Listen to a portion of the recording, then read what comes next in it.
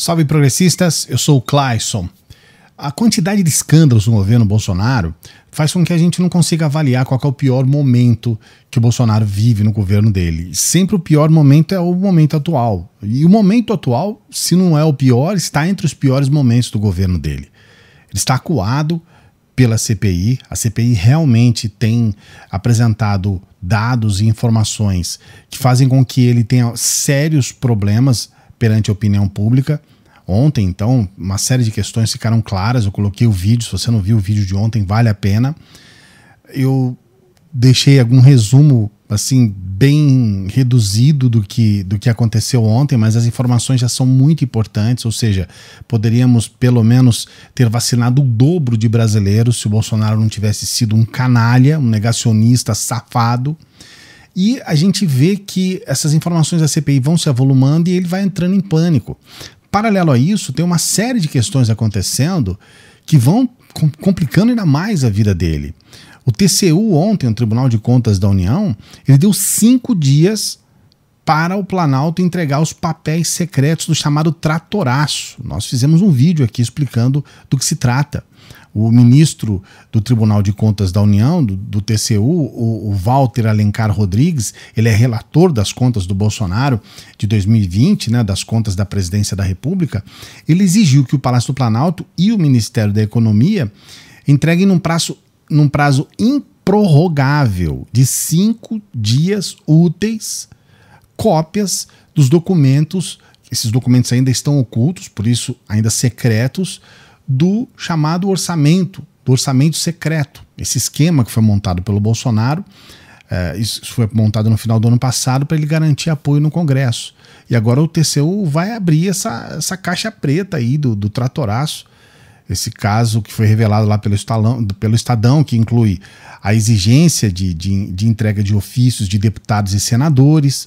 Então a gente vai saber como que foi feito todo esse trâmite, esses papéis que até agora estão mantidos em sigilos, que formalizam então esse direcionamento. São bilhões de reais que foram direcionados para recursos e emendas de relator geral do orçamento, as chamadas RP9, a esses redutos eleitorais desses deputados e senadores. Realmente a coisa vai ficar muito complicada quando isso acontecer, porque nós estamos realmente numa situação de revelação de mais um caso semelhante ao que aconteceu com o Mensalão. Porque, paralelo ao fato da liberação dessa verba em secreto, nós temos a destinação da verba, que foi claramente colocado aí uma situação de suspeição, para dizer mínimo. Eles compraram, por exemplo, por que tratoraço? Porque eles pagaram o dobro do preço, compraram um trator que custava 100 mil, mas pagaram 200 mil. Só para você ter uma ideia mais ou menos de como que foi a coisa. Então, aliás, foi mais de 100 mil, porque foi mais de 100% de aumento num valor que foi apresentado pelo próprio governo. Então, assim, as dúvidas em cima disso, elas são gigantes, e isso vai estourar nessa semana que vem, com certeza absoluta. Pode ser um assunto para a gente falar aqui com você a respeito.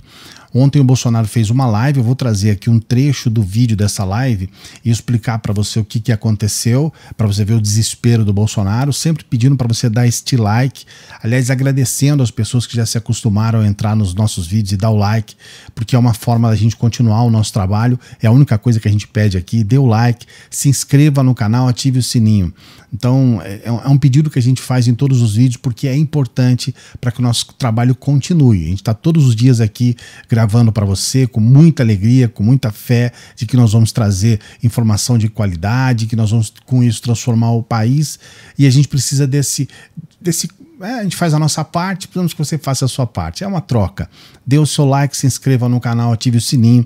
E o que aconteceu com esse vídeo? Ele estava numa qualidade terrível, porque o Bolsonaro não estava em Brasília, ao que tudo indica, ele estava em Manaus. E quando ele fez a live ficou realmente uma qualidade terrível. Mas o pessoal do Metrópolis, o Sam Prench, ele acabou gravando e trazendo esse trecho que nós vamos apresentar para você. Preste atenção. Omar Aziz, pelo amor de Deus, Omar Aziz, encerra logo essa CPI e vem aqui a fazer outra coisa, tá? Ficar no Senado, pelo amor de Deus, tá certo? como você percebe, o Bolsonaro está realmente preocupado com a CPI, desesperado, fazendo uma súplica em nome de Deus para acabar com a CPI. E o que a gente percebe é que ele realmente está acuado com razão. Nós vamos ter a volta do Pazuello até a CPI e tudo indica que essa volta não será nada amigável.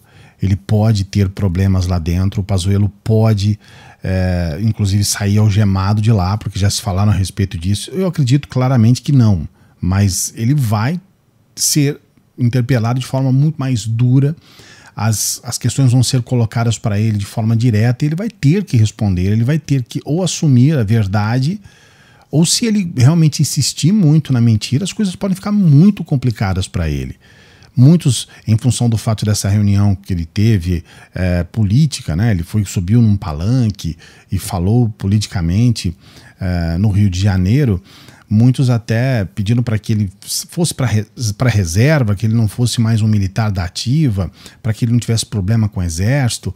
E ele declarou que enquanto tiver acontecendo a CPI da Covid, ele não sai do exército, porque ele acredita que o fato dele ter sido ministro da saúde é uma forma dele servir ao exército. Ele acredita nisso. Então a situação é realmente muito complicada para o Pazuello e para alguns outros que serão chamados aí nesses próximos dias. A gente tem a Nise, né? Uma médica que defendeu os tratamentos sem comprovação científica. A gente tem uma série de questões que ainda vão acontecer na CPI e, logicamente, tem lá um redator, que é o Renan Calheiros, com sangue nos olhos. Temos lá também o Randolfo Rodrigues. Então a situação para ele não está nada fácil. Faz sentido que ele implore em nome de Deus para que acabe com a CPI, para que ele acabe com essa pressão toda. Isso se deve também ao fato de ele estar vivendo uma situação muito complicada na sua aprovação. Se você observar aqui nesse gráfico, o que está aí em cinza com o cifrão é o momento em que havia o pagamento do auxílio emergencial. Então a avaliação do governo, ela começou em 30%, ela atinge o seu máximo em 37% nos meses de agosto e dezembro, né, entre agosto e dezembro, quando estava no auge o auxílio emergencial. E logo depois, com o término do auxílio emergencial, a aprovação dele cai a um recorde de 24% de ótimo ou bom. Então ele está realmente muito acuado. Ele está num nível assim ridículo de aprovação. Isso é péssimo para os planos dele de reeleição. Ele vai ter que fazer alguma medida populista para tentar reverter isso. E o Brasil perde muito, né, com essas medidas populistas. Todos nós perdemos, cada brasileiro. E ele sabe que ele está acuado. Ele foi ontem inaugurar uma ponte uma microponte feita de madeira lá em Manaus, que é uma coisa assim, viajar milhares de quilômetros para inaugurar uma ponte de 18 metros, é uma coisa assim que é uma das coisas mais sem sentido que você já viu em toda a sua vida. Tem prefeitos que fazem pontes de madeira na cidade e não vão lá inaugurar. Bolsonaro saiu, viajou milhares de quilômetros para inaugurar essa ponte.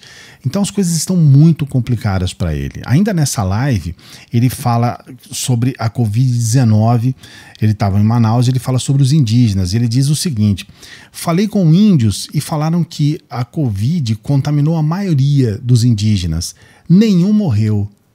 Olha o nível de insanidade, ele enlouquece, é um sujeito maluco, doido, varrido.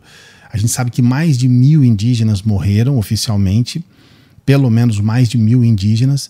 A gente sabe que muitos desses eram mais velhos, é uma cultura que ela é passada boca a boca, os indígenas não têm escrita, então eles morreram levando consigo uma biblioteca de Alexandria, né? Muito conhecimento que nunca mais nós vamos saber da cultura, do conhecimento que eles têm. E aí ele diz que nenhum indígena morreu. E aí ele fala assim, tomaram chá de carapanaúba, saracura e jambu. Aí eles falam assim, não tem comprovação científica, mas tomaram isso, poderia ir à CPI para convidar, para ouvi-los, para eles levarem o chá para a CPI. Então, assim, é um sujeito deslocado da realidade. O jornalista Renan Brites Peixoto, ele aproveita essa deixa do Bolsonaro para mostrar o que aconteceu no começo do ano lá em uma tribo indígena do Amazonas. Nós tivemos aqui no Brasil a visita de um grupo de youtubers estadunidenses, estiveram no Rio de Janeiro para fazer uma zoeira danada e depois eles foram para o Amazonas, entraram numa tribo indígena e começaram a tratar os indígenas como strippers. Eu vou mostrar aqui um trecho do vídeo, só que é bem repugnante, mas assim, é importante você ver porque... Mas é feio, tá? Já tô avisando para você, é uma coisa bem complicada. Olha, eu vou trazer para você aqui. Então eles tratam os indígenas, né, dando dinheiro, você vai ver os caras assim, como se fossem strippers lá dos cassinos, olha lá, eles jogando dinheiro, tá vendo? Para os indígenas. E eles tiveram esse contato, um contato direto com os indígenas em plena pandemia. Isso aí é no meio da pandemia, tá? Isso aí foi no começo do ano, no começo da maior crise no Amazonas, né? Quando tudo estava sendo complicado lá no Amazonas. Eles tiveram contato com esses indígenas e eu nem vou mostrar muito porque assim, é repugnante. E é assim que ele diz cuidar dos indígenas no Brasil. Ele permitiu a visita desses youtubers estadunidenses tendo esse tipo de contato lá. Então é uma falta de respeito que não tem tamanho. É uma coisa assim repugnante ao extremo. A gente sabe que a ditadura militar, que o Bolsonaro ele idolatra de forma completamente doentia, ela chegou a dizimar, né? Foi uma catástrofe para os indígenas, né? Tem um registro oficial de mais de 18 mil mortos entre indígenas no momento da ditadura militar. Foi muito mais do que isso, mas há uma garantia de que pelo menos 18 mil mortos, 18 mil indígenas. Então, eles não gostam de indígenas, o próprio Bolsonaro já fez inúmeras declarações, se deixou gravar, falando a respeito dos indígenas, que ele tem um combate muito grande em relação às terras. Ele não vê um indígena, ele vê o que está embaixo das terras, né? Então ele fala embaixo das terras, tal. Você já deve conhecer esse vídeo. Então, assim, é de uma ação completamente nefasta, que justifica, sim, essa pecha que ele pegou de genocida, né? Se você perguntar para qualquer pessoa no planeta Terra quem conduz de uma maneira mais terrível a pandemia, todo mundo vai falar Brasil, né? Talvez falem Donald Trump, talvez agora, sei lá, de 2 semanas para cá, falem da Índia, mas o Brasil com certeza é um país que o mundo inteiro vê como um dos piores países na condução da pandemia. Para piorar, ele tenta fazer uma espuma em cima daquele fato dele ter ameaçado colocar um decreto para proibir os lockdowns, né, para proibir o isolamento. E aí, em nota da AGU, o Bolsonaro afirma que não está questionando as decisões anteriores do STF, mas, e aí vem a questão, ele vai ao STF contra o lockdown e o toque de recolher em estados.